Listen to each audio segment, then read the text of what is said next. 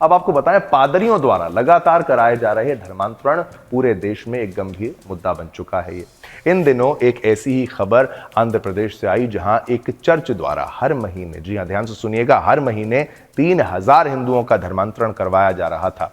जब ये मामला आंध्र प्रदेश सरकार के सामने आया तो जांच में यह भी पता चला कि यह चर्च अवैध रूप से संचालित हो रहा था, जिसके बाद सरकार ने हिंदू समाज के हित में फैसला लेते हुए चर्च पर बुलडोजर चलाने की कार्रवाई के आदेश जारी कर दिए हैं। बुलडोजर की कार्रवाई को हिंदू धर्म की सुरक्षा और धार्मिक स्वतंत्रता की रक्षा के तौर पर देखा जा रहा है।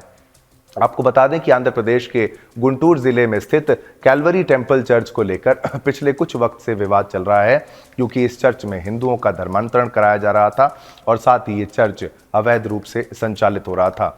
एक जांच के बाद यह खुलासा हुआ कि कैलवरी टेम्पल चर्च गरीबों को किराने का सामान देकर और फर्जी दवाएं हिंदुओं को ईसाई धर्म में परिवर्तित कराने के लिए दिखा रहे थे। आपको फुल करके ये तस्वीर दिखाते हैं, आप देखिए, ध्यान से इस चर्च को देखिए।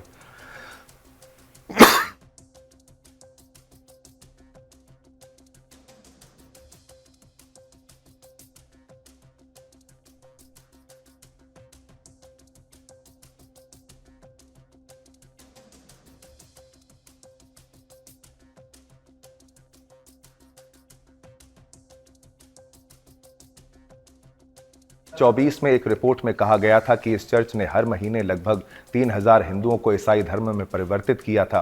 पादरी सतीश कुमार का दावा था कि उन्होंने अब तक 3.5 लाख से अधिक हिंदुओं को धर्मांतरित किया है और आने वाले वर्षों में पूरे भारत में 40 नए चर्च स्थापित करने की योजना बनाई गई है। पेड़ काकनी मंडल के नंबुरू गांव में स्थित ये चर्च बिना कानूनी अनुमति के चल रहा था, जिसके बाद सरकार ने इसे गिराने का निर्णय लिया है। चर्च के खिलाफ ये कदम तब उठाया गया जब नवंबर 2024 में प्रधानमंत्री कार्यालय को एक शिकायत मिली थी। शिकायत में आरोप लगाया गया था कि इस चर्च का संचालन सरकारी विभागों जैसे पंचायती राज, राजस्व, पुलिस और ध्वनि प्रदूषण नियंत्रण बोर्ड की अनुमति के बिना किया जा रहा है। साथ ही पादरी सतीश कुमार पर आरोप था कि उन्होंने बिना टैक्स का भुगतान किए लोगों से दान लिया और उनका शोषण किया। इसके अलावा 28 अक्टूबर 2024 को काकीनाडा के जिला कलेक्टर के आदेश के बाद कैलवरी टेम्पल चर्च को राजस्व अधिकारियों द्वारा जब्त कर लिया गया। चर्च पर आरोप थे कि ये भूमि कब्जाने और संदिग्ध समझौतों के जरिए नए चर्च बनाने के साथ साथ कानून का उल्लंघन भी कर रहे थे। इस कार्रवाई के बाद चर्च की संपत्तियों की जांच की जा रही है और चर्च की अवैध गतिविधियों पर कड़ी नजर रखी जा रही है। कैलवरी टेम्पल चर्च एशिया के सबसे बड़े चर्चों में से एक है, जिसकी सदस्य संख्या 4 लाख से अधिक है। साप्ताहिक उपस्थिति 20,000 से अधिक होती है।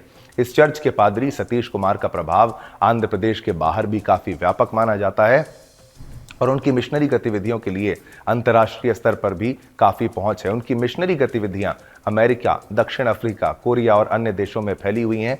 कैलवरी टेम्पल चर्च के खिलाफ आंध्र प्रदेश सरकार की कार्रवाई को लेकर हलचल मच गई है। इस कदम को हिंदू धर्म की सुरक्षा और संप्रभुता के लिए एक कदम के तौर पर देखा गया, एक संदेश के तौर पर देखा गया और आंध्र प्रदेश सरकार का ये कदम न केवल राज्य में बल्कि पूरे देश में धर्मांतरण पर नियंत्रण लगाने के प्रयासों को और तेज कर सकता है।